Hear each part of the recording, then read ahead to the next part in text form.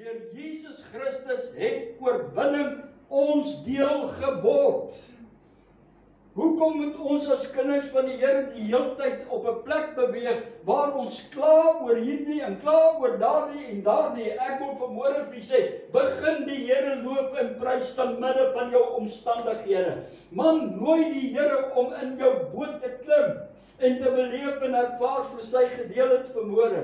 Frannie gedeel het. Luister mense, die oomblik wat hy deel word van daardie omstandighede waarin jy is, dan verander dit onmiddellik. Hoekom? Want sy teenwoordigheid gee die deurbrag wat jy nodig het. Mense, ek is deel van God se volk.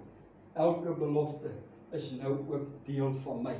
En ek kan vanmôre in die oorwinning wandel wat Jesus behaal het op Golgotha in elke area van my lewe. Mense, oorwinning het deel geword van ons lewens. Wie wil altyd in 'n stryd lewe? Nee, ons wil in oorwinning lewe, ons wil gevul wees met die vrede van die Here, met hemelse vrede. Mense, weet jy waar kry jy vrede?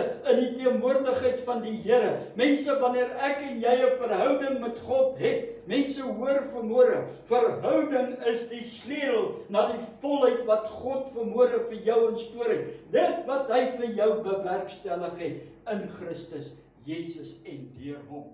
Hoor